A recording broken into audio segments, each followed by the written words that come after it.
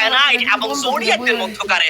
তখনই হয়তোবা team red Hawks উপর থেকে নিচে নেমে আসবে, বাট এই মুহূর্তে সার্কেল রোটেট করছে। সার্কেলের প্রেসারে টিম রেড হক্সকে উপর থেকে নিচে নেমে আসতেই হবে। But look at that, zodiac sports তারা জায়গা পরিবর্তন করে ফেলেছে। অন ফায়ার সায়ানাইড একটা সুবর্ণ সুযোগ এটি।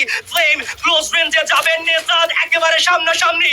শুভ 01 তার পজিশনটাও খুবই দুর্দান্ত। ফ্লেম মিরেজ সেটারও ব্যবহার হয়েছে। অন ফায়ার সায়ানাইড তারাও কিন্তু একে একে গ্রেনেডগুলো ব্যবহার করে যাচ্ছে। গডসেন্ট তার সাইড থেকে গ্রেনেড এসেছে।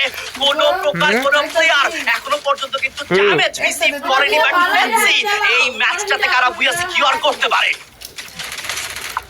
Last moment, Red Hawks নাকি OFC? Look at the pressure. Think about it. আমরা চ্যাম্পিয়নের খুবই কাছাকাছি। OFC নয়তো Zodiac প্রেশার করবে, সে ছুটে পাচ্ছে খুব জোশ। প্রেশার করছে OFC, দুটো প্লেয়ার খুলে যাবে। Zodiac হয়তো ফিনিশ হয়ে যাবে। চ্যাম্পিয়নের খুবই কাছাকাছি আমরা। Yes, right now, OFC-দের জন্য কিন্তু লাস্ট অ্যাথলিট রয়েছে।